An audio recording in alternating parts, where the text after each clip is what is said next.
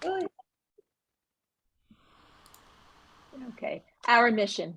Helping Parents Heal is a nonprofit organization dedicated to assisting bereaved parents.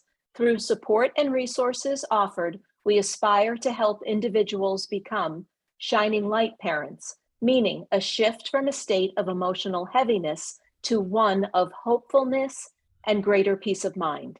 Helping Parents Heal goes a step beyond other groups by allowing the open discussion of spiritual experiences and afterlife evidence in a non-dogmatic way. Helping Parents Heal affiliate groups welcome everyone, regardless of religious or non-religious background, and encourage open dialogue. Attendance at all meetings are voluntary. All discussions that take place at affiliate-led meetings are confidential. We hope that participants will learn from and share with each other. Zoom meetings run by leadership are not confidential. These meetings typically feature guest presenters and are posted on YouTube so that affiliate members worldwide can watch and benefit. Neither type of Helping Parents Heal meeting is designed to replace traditional therapy or spiritual counseling. Helping Parents Heal offers a wide variety of speakers, allowing parents to learn about many possible ways to heal. This includes presenters covering progressive topics such as afterlife evidence and connecting with our children who have passed. The views expressed by our guest speakers may or may not reflect the opinions of Helping Parents Heal leaders and members, so we ask that you take from their presentations whatever may benefit you personally. Welcome, everyone. Thank you so much. That was wonderful, Irene. And again, I'm just so excited to have Dr. Eben Alexander and Karen Newell here with us this evening. I'm going to go ahead and just read a short bio for both of them. So in case anyone out there doesn't know who they are, you'll know a little bit more about them. Irene and I were talking about the fact that we have read all of their books. They're just, they are so important to this community. We are all connected to each other through our soul or consciousness. And from our higher soul's perspective, we are all here for a purpose. We choose the relationships and events in our lives, including hardships and challenges that assist in our soul's growth and in the overarching evolution of consciousness. Eben Alexander, MD, was an academic neurosurgeon for over 25 years, including 15 years at the Brigham and Women's Hospital, Children's Hospital, and Harvard Medical School in Boston. He has a passionate interest in physics and cosmology. He is the author of the New York Times #1 bestseller, Proof of Heaven, The Map of Heaven, and Living in a Mindful Universe. To learn more about him, you can visit his website at www.ebenalexander.com. I'll put that in the chat box after. Karen Newell has spent a lifetime seeking wisdom through esoteric teachings and firsthand experience exploring realms of consciousness. She empowers others by demonstrating how to connect to inner guidance, achieve inspiration, improve wellness, and develop intuition. She is co-founder of Sacred Acoustics and co-author with Dr. Eben Alexander of Living in a Mindful Universe. You can learn more about her on her website, which is www.sacredacoustics.com. And now, without further ado, please join me in welcoming Dr. Eben Alexander and Karen Newell. Welcome, both of you. Well, thank you so much. We're happy to be here. Thank you, Elizabeth, for that introduction, and Irene for reading that very interesting information about this organization. The format is of this next hour will be that Eben will spend some time sharing some of his story and other information. Then I will share some information, relevant information, and then we're going to do a Sacred Acoustics audio meditation. And this is why I'm bringing this up now, just in case you happen to have headphones or any kind of earbuds nearby. That's how you'll have the best experience. And I just wanted to give you that heads up. But with that, Eben will begin. Well, thank you. And thank you, Elizabeth and Irene, for the introductions and for having us here. Helping Parents Heal is a wonderful organization that we've loved working with over the years. In fact, I think it's important to point out, after my near-death experience in 2008, such an extraordinary experience that I'll talk about in just a minute, the word got out in our hometown of Lynchburg, Virginia, that a lot of some of the couples that we knew, families we knew that had lost children, gained a lot of comfort from the talks that I was giving locally. And that really was what helped fuel my interest in sharing this story with the world, was the fact that bereaved parents, bereaved families who had lost children were benefiting from this kind of knowledge. And it's only gotten so much better over the 14 years almost since my coma, and that's what I want to share. Now, for those who haven't read Proof of Heaven, just briefly, I had spent 54 years of my life honing a very scientific worldview with teaching neurosurgery, etc. Thought the brain created consciousness. I fully bought into the conventional scientific notions of materialism or physicalism, that only the physical world exists, that the brain creates consciousness, and therefore our existence is birth to death and nothing more. My near-death experience showed me very profoundly that that is completely false, that our soul is a very real concept, and that in fact it's the relationships that we share with others that I believe is the reason the whole universe exists. And you find evidence of this all through not just the near-death experience literature, but other things that Karen will be discussing in terms of the hospice literature, etc. I mean, the evidence is everywhere that the brain is not the creator of consciousness, and that in fact our souls are eternal, and it's the relationships we share with loved ones that is, from my point of view, the reason the whole universe exists. So my NDE, very briefly, one of the atypical features compared to other NDEs was the fact that I was amnesic, that I had no memory of Eben Alexander's life. I had no knowledge of Earth or humanity, no language. So I had an empty slate, and it took me months after my coma to figure out why in the world that would be. Why would that atypical feature exist for me? I've learned that NDEs are always tailored to the individual. They're there to provide kind of the learning and teaching and growth and transformation that our souls are here to go through. And that's why it's important to be aware of NDEs and kind of their greater context, because it really is about coming more fully into the souls we came here to be. Now, in my own journey, it started in a very primitive course around the earthworm's eye view, kind of a subterranean existence, but I was rescued from that by this slowly spinning white light that led up like a portal up into this rich, ultra-real Gateway Valley. And the Gateway Valley had lots of kind of earthly features. This is the realm where we would reunite with higher soul, with soul groups, and go through life reviews. The life review is a very common feature in near-death experiences. Going back thousands of years, the life review has been included in NDEs, even say back to the writings of Plato. And the life review is interesting because it's not really from your own perspective. It's really from the emotional perspective of those around us who were influenced by our thoughts and actions. And that's why I think the life review is so important, because it shows us that the boundaries of self in many ways are kind of a fiction.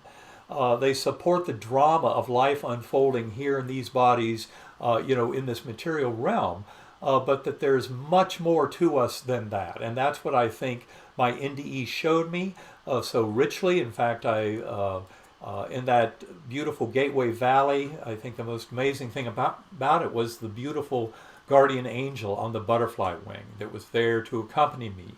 And of course, her presence there in that first passage through the Gateway Valley was very reassuring and affirming. Her message to me was delivered telepathically. That message was, you are deeply loved and cherished forever. You have nothing to fear. You're deeply cared for. And I cannot tell you how refreshing it was at that moment in time. But the interesting thing is really when you look at the power of having that beautiful guardian angel appear to me. Because when I came back to this world after my NDE, I didn't know who that was. And I'd never really paid attention to the near-death experience literature before. But as I read more and more of it, I realized that a guardian angel or a spiritual guide is someone who is very important to us in this life. And if I had scripted my NDE, it would have involved my father, my adoptive father, who had passed over 4 years before my coma. And he was not there. He was not present for me. But that was very crucial. And as I explained in our third book, Living in a Mindful Universe, I finally did encounter my father's soul in deep meditation 2.5 years after my coma journey. And he made it very clear to me that he was part of that process. But as he put it, he could not be apparent to me at the time of the NDE, because if he had been, I would have been, in spite of a 1 in 10 million diagnosis of E. coli meningoencephalitis in an adult, and in spite of a 1 in a billion recovery, I would have been tempted, if my father had been the guardian angel, to dismiss it as you only see who you want to see on the way out. And that's why I think the book Proof of Heaven has resonated so strongly with so many people, is because of that aspect of the story. And the fact that, in fact, this beautiful guardian angel who was so apparent to me, every time I passed through that aspect of it, the Gateway Valley, her message very clear, loving, pure, and simple. And then those who've read Proof of Heaven will realize how important that was months after my coma, because I was deeply mystified by her presence and her ongoing presence. And I came back from the whole journey feeling like I knew her deeply, as deeply as I would anyone who I'd been close to in life, and yet I had no idea who she was. And that to me was a deep mystery, but it was rewarded with the extraordinary discovery 4 months afterward. And of course, those who have not read Proof of Heaven, this is a bit of a spoiler alert, even though there's a lot more to that book that brings the power to it. But this is kind of sharing the ending of it. And that is the fact that 4 months after my coma, I received a picture in the mail. And it was a picture of my birth sister. I had just met my birth family 1 year before my coma. I explain in the book Proof of Heaven how I'd gone through 8 years of a dark night of the soul because of an attempted outreach to my birth mother, and then I was rejected. All the details are there in the book Proof of Heaven. But the reality is, for me, that was one of the most beautiful aspects of the story. I had come away from my coma journey. It took 2 months for my neurosurgical knowledge and semantic knowledge to come back to me. That was an extraordinary experience in its own right that showed very clearly how the brain is not even the repository for memory. Not only is consciousness not created by the brain, it's filtered in by the brain. That's kind of the scientific model that's emerging now. But that was really an extraordinary revelation for me. And it's been tremendously helpful to others, I think, to recognize that binding force of love, because that's really the most important thing. No matter what the kind of scientific conclusions about the brain doesn't create consciousness, but consciousness seems to be a more fundamental field throughout the universe that we all have access to as sentient beings. And this is why it's so important to realize that when we're bereaved, when a loved one has left the physical plane, that their essence, their spirit, is still present and available to us. And this was beautifully presented to me in this extraordinary journey where I got to meet my birth sister, who I never met in life. I only found out about her existence 2 years after she had passed from this world. And that's why to encounter her deep in this journey was such a tremendous gift.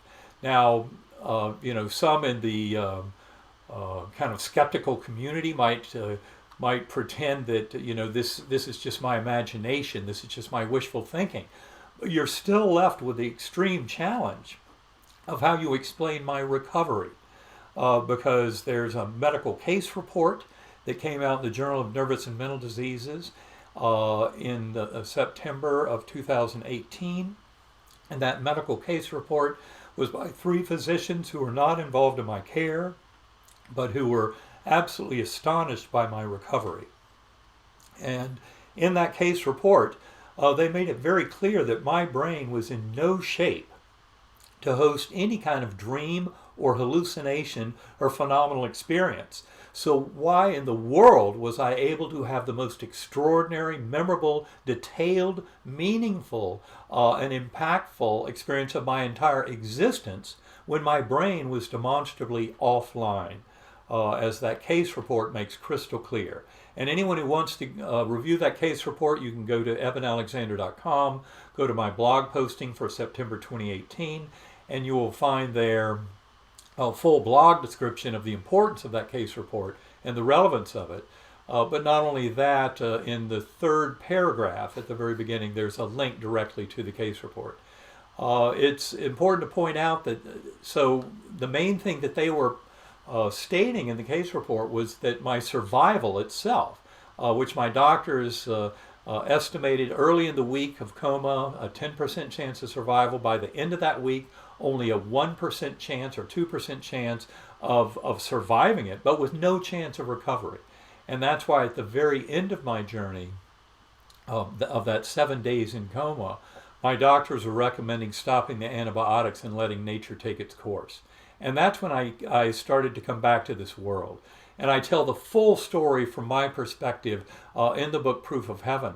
But the most important thing to state here is that it was an extraordinary return of all my memories, even to the point where the memories were more complete than they had been before coma. And this was apparent to me, especially in conversations with close family and friends about distant early memories, and how those same conversations after the 2-month recovery period post-coma were even more complete than the memories had been before coma. And that's really extraordinary. We talk about that in the book Living in a Mindful Universe, in our third book. In fact, that book goes into great detail about all the science and spirituality and the overlap and how they strengthen each other, and how the modern science of consciousness is really moving forward in very extraordinary ways to show us this unity that near-death experiencers have talked about for thousands of years across all cultures and belief systems.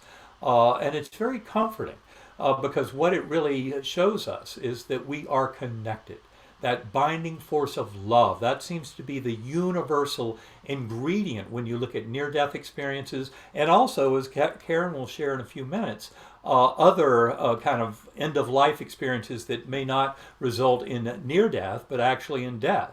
But the landscape is the same, and that is something that I think is very important to point out here, that the scientific community is finally getting on board with all of this, acknowledging the reality not only of the afterlife as it's revealed through near-death experiences and shared death experiences. Shared death are just like near-death, but they happen in people who are physiologically healthy, and say a loved one at the bedside or a loved one 1,000 miles away from a dying patient.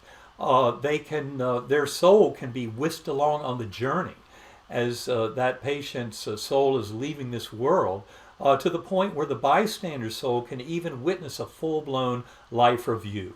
Now, these are extraordinary events, but they're commonly reported in the literature. And for those of us in the scientific community who study consciousness, these are an extraordinary gift because they point out the reality of the soul, the eternity of soul, of our relationships with our loved ones, how those relationships are really the reason the universe exists, and that connection does not end with bodily death. I know that one of the most important data points in this discussion occurred last year. It was a contest run by Robert Bigelow. He's an aerospace entrepreneur in Las Vegas. He put up $1.8 million in prize money for the best essay to answer the question, what is the scientific evidence supporting the continuity of consciousness after permanent bodily death? They received more than 1,000 applications, and then they demanded that any of the papers had to be from people who had spent at least 5 years scientifically studying this issue. And then they had 204 papers. 29 of those papers were awarded monetary prizes. And those papers are all available for free. And I encourage any and every one of you and all your friends and everybody on earth, go to bigelowinstitute.org and start reading those papers. Just read the first place paper by Jeffrey Mishlove. And you'll find a tremendous amount of evidence supporting the reality of our soul being a true entity in our relationships with others. And love is a very common theme, in that sense of connection. I love in Mishlov's paper, there's a story from Peter Fenwick, who's an investigator in England. And in that particular report, there's a drowned sailor in England who appeared to his mother in Australia. And he appeared dripping wet at the end of her bed in the middle of the night. And he moved towards her, and he was then surrounded by this brilliant light. He told her he was fine, and then he left. When she checked with the Navy the next day, she learned he had fallen overboard and drowned at the time he had appeared to her. So that's just one story among many. Another one that involves an after-death communication and a parent-child relationship came from physicist Russell Targ, who has done a tremendous amount of research into consciousness and into remote viewing and things like that. And he had an after-death communication from his deceased daughter, Elizabeth. It turns out she communicated to a third party about an obscure incident from her early childhood.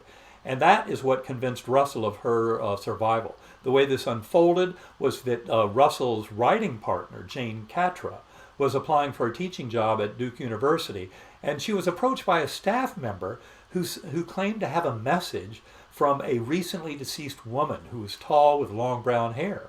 And that message was one that Catra was instructed she should deliver to the woman's father. And the message was to remind her father that when she was a little child, he had tried to stuff her into a red dress against her will. And it was a very traumatic experience for her. It was shocking because that information was only known to Russell Targ at that time. No one else knew that story at all. And no other living person had knowledge of the event, which took place when Elizabeth was only 2 years old.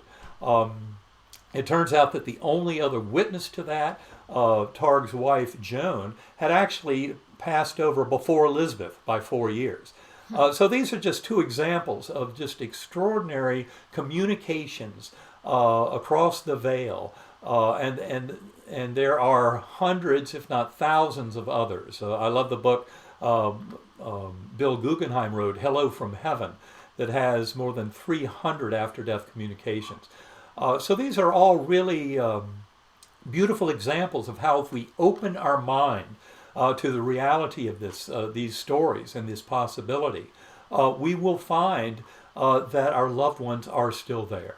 And this is something that I think, especially if you dive into those BigelowInstitute.org papers, you will find more and more evidence of the reality, not only of the afterlife, but that our souls come back again and again to get this right. That is, it's some form of reincarnation seems to be operative, and it's really the scientific basis for that that's so important. And that is something, if you want to learn more, go to uvadops.org. That's University of Virginia Division of Perceptual Studies. And there's a tremendous amount of literature there supporting all of the reality for continuity of soul and relationships with loved ones. And that is something that I've especially learned to focus on through daily meditation with Sacred Acoustics. And this is where Karen's role is so important. Karen and I first met in November of 2011, and I found her to be an extraordinarily capable spiritual mentor to me in much of the deep understanding of my own journey and unraveling of this extraordinary experience, and her spiritual wisdom and knowledge was also very profound and helpful to me. And so without further ado, what I'd like to do is bring on my very best half, Karen Newell. Well, thank you, Eben. Very sweet words that you shared. I appreciate that. Very kind. And yes, when I met Eben, I was very much already convinced that our consciousness continued beyond death of the physical body. And I knew this just from all of the research I had done, people I had known who shared their experiences, and my own personal experiences had really shown me that. One in particular was a dream I had about my stepfather who had died. He had actually taken his own life, and about 1 year after he died, I had this wild dream. It was different than other dreams. I had this sense of falling. It just felt so real. And I encountered my stepfather. And he told me some things that I shared with my mother that she was shocked that he and I had this information. And I guess I'll just share that quickly with you. He had told me that he was concerned about my mother and a man that she was seeing who had been to their home 3 times. And he just was concerned that maybe it wasn't the right thing for her. And so I didn't know she had been seeing anyone since my stepfather had died. So I called her the next day, told her about the dream and that piece of information, not really expecting her to say much. And she said, oh, well, isn't that interesting? Because I have recently been seeing a man. It was a man that she had known in high school who also had recently lost his spouse. And they had just been kind of having dinner dates. And he came to her home 3 times to pick her up in kind of the traditional fashion. But she had just decided that she wasn't really ready to move on in a serious fashion. And she had kind of just ended things. So how interesting that my stepfather was able to validate that information. And things like that, over time, you just start to realize, oh, this has to be real. And of course, many people say, well, near-death experiences are just a phenomena of the brain, and it's not really telling us what happens in actual death. And after-death communications, people often will, who haven't had them happen to themselves, will often assume, oh, that's just wishful thinking or some kind of a hallucination. Well, fortunately, we have a new study. This was published in a book that came out late in 2019. I actually have the book right here. I want to share some information from it with you. This is called Death is But a Dream, and it's by Dr. Christopher Kerr. Christopher Kerr is the head of the Hospice Buffalo Hospice. And he's an MD who he went into hospice because he was interested in what happens when people die. And so he wanted to do a study. He wasn't interested necessarily, like Peter Fenwick was, in learning what happens when we die, learning what happens after we die. He wanted to know more about the death process itself, actual death. And so up until this time, studies by Peter Fenwick, who Eben shared a story about the drowning Englishman who the mother in Australia encountered, he did all kinds of studies, and he called them deathbed visions, when people would experience these intense dreams at the time leading up to death. But his studies focused on the observations of others, on the observations of clinicians who were there with the hospice patients and family members. He didn't ask the patients themselves any questions. And up until Christopher Kerr came along, it was the institutional review boards who thought maybe it wasn't so good to be, discussing death with patients who were dying. They were concerned that it might, upset patients. But Christopher Kerr proceeded, and he actually, the IRB, the Institutional Review Board, was in fact hesitant. But when he told them that the patients actually benefited from being questioned about their experiences at end of life, that they actually appreciated and gained benefit from it, the study was allowed to go forward. And so the objective of the study was to document end-of-life dreams and visions using surveys where they actually connected right with patients who were having those experiences, who knew they were dying because they were in a hospice center. So that was one, was to document the experience. And another objective was to examine the content and the significance to the experiencers of those end-of-life dreams and visions. He also wanted to relate the prevalence, content, and significance of those experiences over time until death. In other words, he wanted to see if they changed as death became closer, more imminent. And he really wanted to clearly address that issue of altered cognition or confusion, because so many people, when, grandma is dying and talks about seeing, her grandpa who died previously, many of those grandchildren hearing these stories just assume that grandma is a little confused. And we often dismiss these types of experiences and just call them hallucinations. But that was what he really wanted to do, was to discuss these as not really determine if they were due to hallucination. So 66 patients provided consent. The study took place between January 2011 and July 2012. So all participants knew they were dying. They had a terminal diagnosis.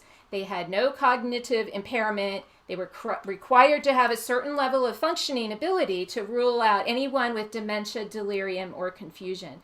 So they had an average of 8 interviews with each subject, and they conducted them almost daily over several months. Some people had a longer period of time. They were in the hospice center.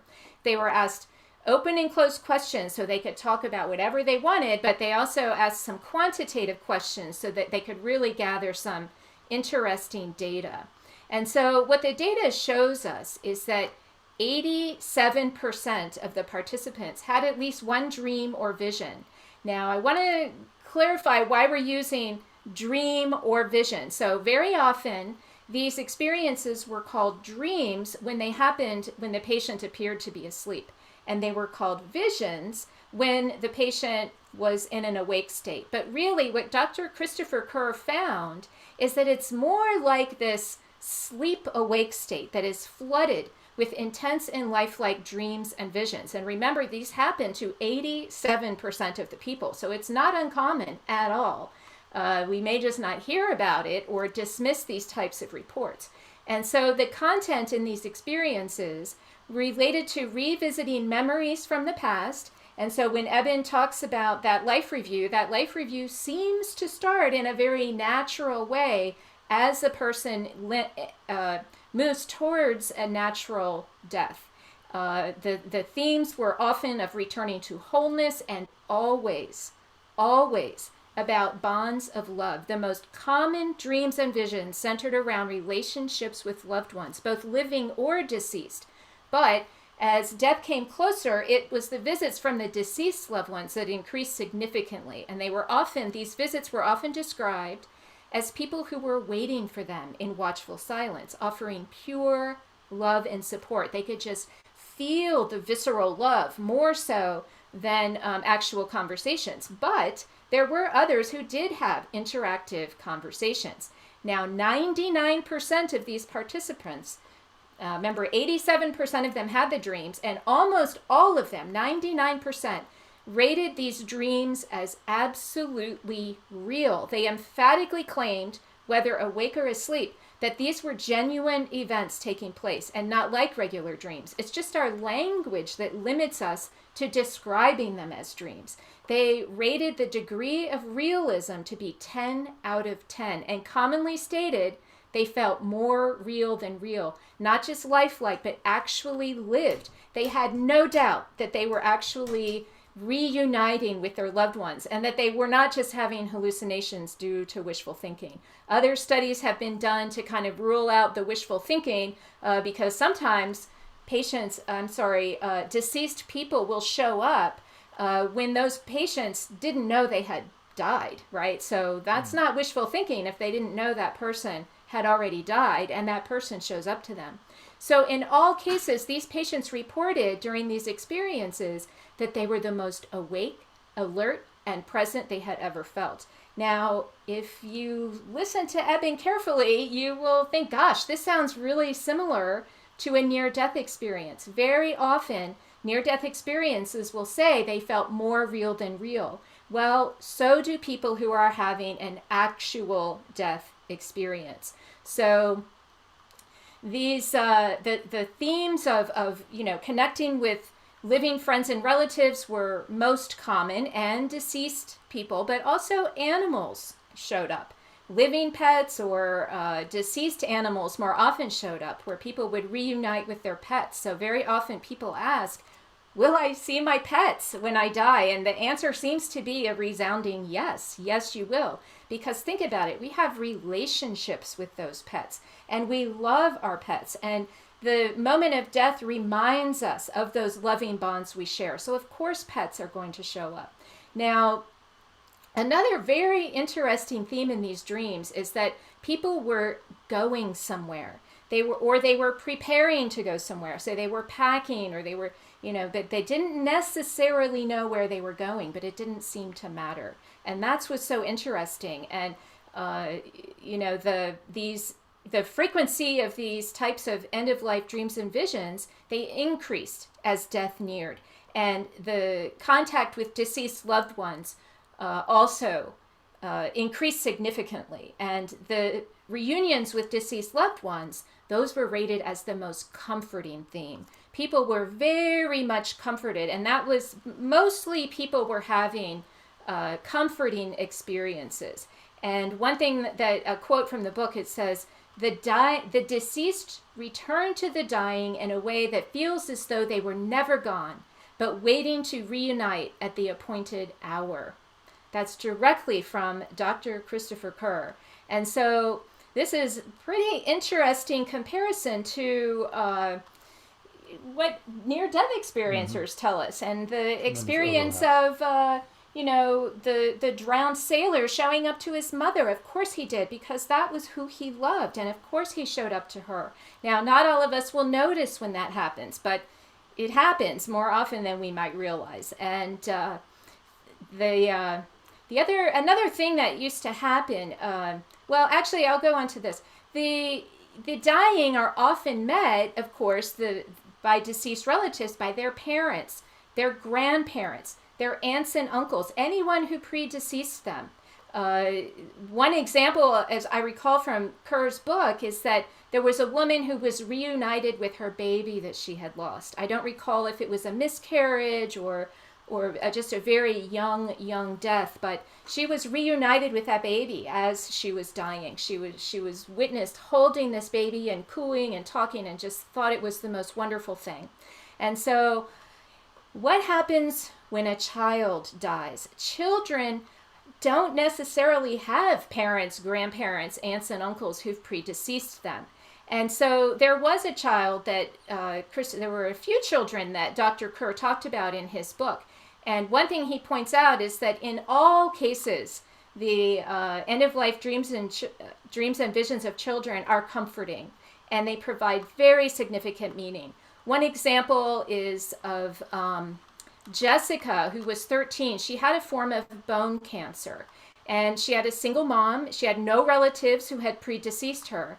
And Dr. Kerr one thing to mention is that Dr. Kerr, he was very kind of nervous about talking to a child about death and trying to explain the concept, but he was absolutely shocked about the grace and dignity with which Jessica was able to communicate about her experiences. And she did share her dreams and visions. And she did it with amazing dignity.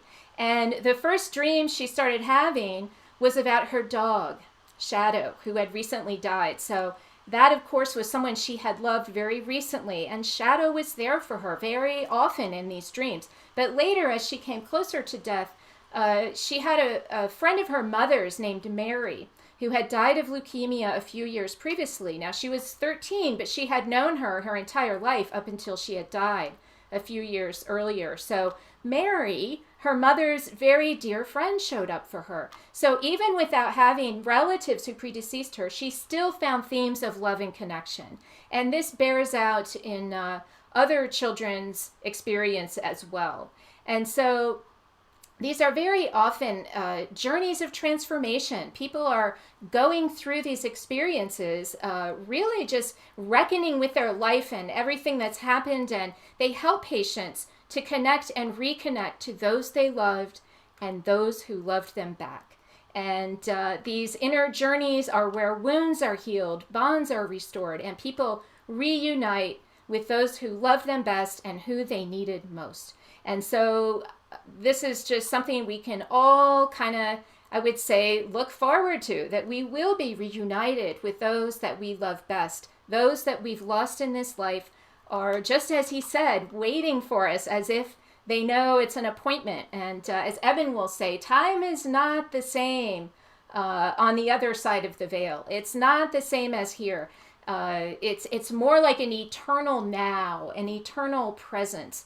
And that's why as people are starting to die and having these dreams and visions, they are able to tap into just amazing information from their life. And the bonds of love are absolutely the most important thing. Now, in a few moments, I am going to play a Sacred Acoustics guided audio recording for you. And I just want to share with you that these recordings have helped some connect with departed loved ones. And one story I recall, we were doing an in-person event and several years ago, and a woman had come all the way to upstate New York to the Omega Institute from somewhere in South America. Buenos Aires. Buenos Aires. And she had lost her son. Her son had died in a motorcycle accident. And so many people wonder, you know, when you don't have that natural death that I just described, where you have the opportunity to kind of reconnect, you know, what happens if it happens so suddenly, which is how so many of us die. And she didn't have a chance to speak with him. She didn't have a chance. It took her totally by surprise. So there were many kind of unfinished business issues in their relationship. And when she was at our event and we played the recordings for everyone in the room, she shared reports that she actually connected with her son, and they were able to kind of resolve some of those issues. These bonds do not end. If she hadn't done it then, she would have been doing it at the end of her own life. And but how wonderful she was able to do it, and it really helped resolve some of the pain and suffering. And you know, it surprised her, and she really questioned, you know, is this real? And you know, we have to say yes, it's real, because that's what people do when they die. They try to come back and connect with us. Now, I can't say that it's 100% universal, but there are certainly countless examples, and I'm sure that you all have heard mediums who share that information, who can share that information much better than I can. But it is possible, not only by listening to Sacred Acoustics recordings, but all kinds of ways. In fact, it's interesting, when mediums are at our events, they often say, you know, we'll dim the lights before we start playing these recordings. And mediums have told us that when those lights are dimmed, they start to see these lights pop up around the room, and they identify them as departed loved ones who realize this could be a moment to connect. Now, not everyone in the room has that awareness, and that's upon us to really find that foundation where we can profoundly relax our body, but still have our mind aware and alert. Set intentions to attract our loved ones. The way that we recommend doing that is to imagine, what did it feel like to be with that person when they were alive? What were the feelings that you had? And of course, this can be incredibly challenging if grief is very strong. And so it might take time really to get to the point where this is even really a possibility. So keep that in mind. But I would like to invite you now, if you have your headphones, to put on your headphones. Depending on how you're listening, if you have two speakers or something like that at your computer station, or if you're using an iPhone and you have some earbuds, that would be great too. If you don't worry about it. Just, we have other signals in there that should still get through. Just kind of relax and let the sound just take you away. And I'm going to share my screen now, and we will see you on the other side.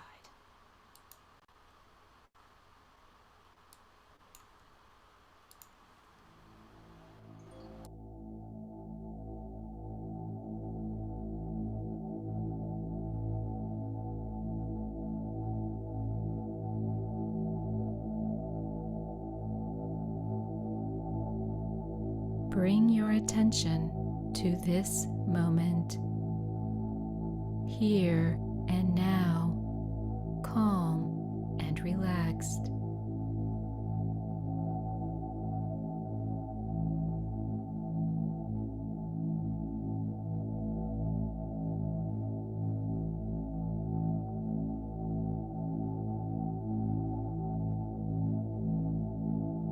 Observe your breath as you inhale and exhale.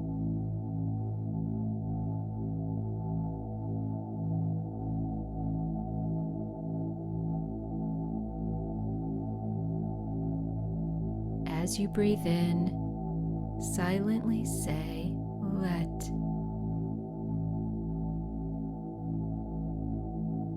As you breathe out, silently say, go.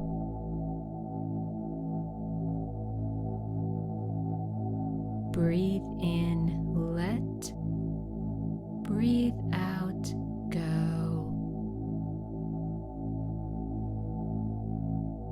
Let go.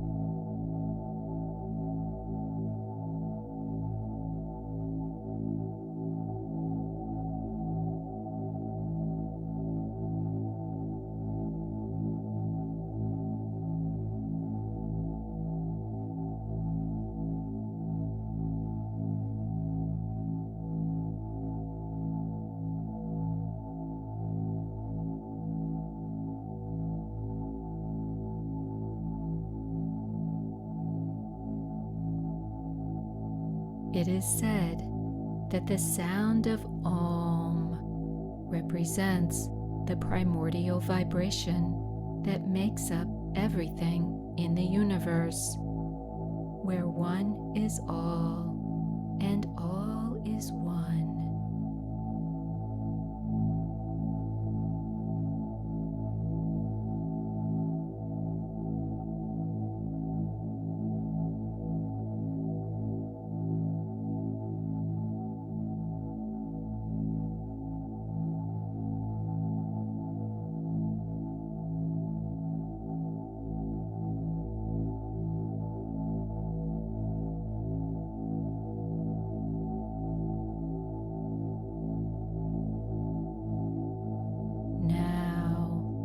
Feel your connection to all that is and let go.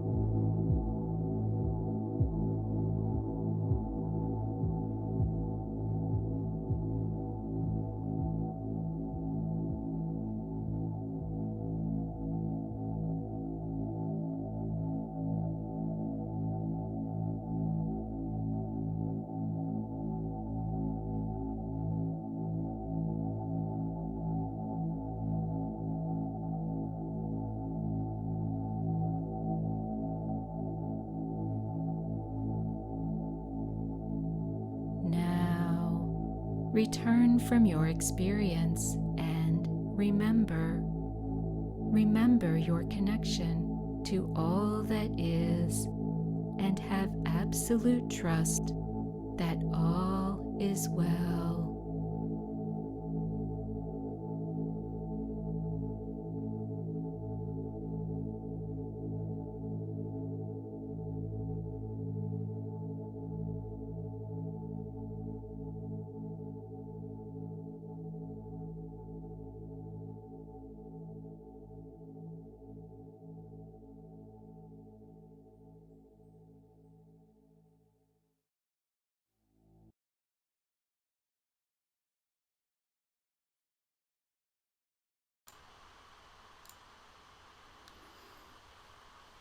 Okay, welcome back. I will share briefly that there's a very wide range of experiences that people might have when listening to these types of recordings. They contain binaural beats, which can put you into an altered state of awareness. So sometimes it can be very subtle and you might not realize. Others may have a more powerful kind of reaction, and all of it falls within the normal range. Just know that. If you're curious and want to learn more, please go to sacredacoustics.com. This exact recording, if you liked it, is available for free, a 20-minute free version of this Om recording. And of course, Om, that's the sound Eben heard in the deepest part of his experience, what he identified in that core realm. So that's the significance of Om. Om is also a beautiful way to really find that sense of presence and grounding when you're entering into this expanded state of awareness, especially in the hopes of connecting with a departed loved one. And chanting Om, actually vocalizing Om as you're listening, can also sometimes help get you into that more relaxed state of awareness, to open you up to all kinds of experiences that can take place. So there's many other recordings available at our website, and there's a contact form there. If anyone has any questions, you can reach out to me directly through that contact form, because they all come through me. And if you also want to stay in touch with both of us, Eben and I, we manage a website, a membership platform called innersanctumcenter.com. At the beginning of the pandemic, we began a series of free webinars where we connected with people that we normally would have seen in person throughout the year at conferences and other events. And so we had all kinds of wonderful conversations with researchers, experiencers, other doctors. Many of the people we mentioned showed up for that series. And there's also, so those are all archived there, available for free. But there's also a membership platform where we have a core program that allows people to take on a self-paced basis. But every single month, Eben and I host a live Q&A session where we take questions, any questions at all, and we usually are able to answer all of them. We're able to go into some depth. It has been a beautiful way for us to stay connected with people, as our travels were so limited over the past 2 years. And so we plan to continue that membership site at innersanctumcenter.com. And there is a fee, but there's also scholarship opportunities available and a sliding scale and all that. You just have to reach out and contact us. We will be teaching. Elizabeth reminded me at the beginning of this program that we have taught online 7-week programs with the Shift Network, and we are scheduled to do another 7-week course online this fall. And so if you're in any of our mailing lists, you will get notification of that when the time comes. So that's sacredacoustics.com, innersanctumcenter.com, and Eben's site, ebenalexander.com. And I think you have some comments. Yes, I would just like to close. Thank you all for your attention and for being here. Our hearts are certainly with you in your journey of discovery and coming into see this kind of bigger reality that we're talking about. It's absolutely where the scientific community is headed. The old days of some materialist scientists saying, well, this all can't be real, this is woo-woo and nonsense, imagination, hallucination, those days are over. Those Bigelow papers make it very, very clear. Not only is the afterlife very real, our souls are real, our interconnectedness with others, and this is a truth that will change this world. We are going through today, sadly enough, a war with Russia attacking Ukraine. It's a horribly sad state of affairs. Now more than 1 million refugees have crossed into Poland. 500,000 of them are children. Families being horribly disrupted. These kind of things will never happen again after this world gets beyond this point. That is this scientific proof of the reality of eternity of soul, that we're all bound together through love, and that in fact to most fully live our lives here on earth, we should take the lessons of NDEs and of this science of consciousness community to heart, with how we treat ourselves and others, and how we view our life, how we view the purpose in our life. And it's always about love, compassion, kindness, and acknowledging our connection with others. Those who have lost a child, from my point of view, that's one of the biggest challenges one can face. And yet the beautiful gifts of this emerging science of consciousness assure us of the ongoing relationship with our loved ones. And that includes, of course, the dear children that have been lost to many of you. So without further commentary, I'd just like to close by thanking you and saying, please keep refugees and the citizens of both Russia and Ukraine in your prayers, to come into an acknowledgement of this oneness of connection through love, and that we must forever be done with the horrific nature of warfare and that false sense of separation that came out of materialist scientific thinking that pretended that we're separate beings, that we're not all interconnected with each other and connected with that divine force of creation in the universe. So with that, I'd like to say thank you all very much. It's been a joy spending time with you this evening, and blessings to you all. Thank you. Thank you. So much, Dr. Thank you. Alexander, as well as Karen. I am just so excited about tonight. This was beautiful. I agree. We need to send all of our thoughts and prayers to the Ukraine right now, and to all of those refugees. And we always ask everyone to unmute and say thank you and good evening. So if everybody could do that. Thank you. Thank you very much. so Thank much. you. Thank you so much.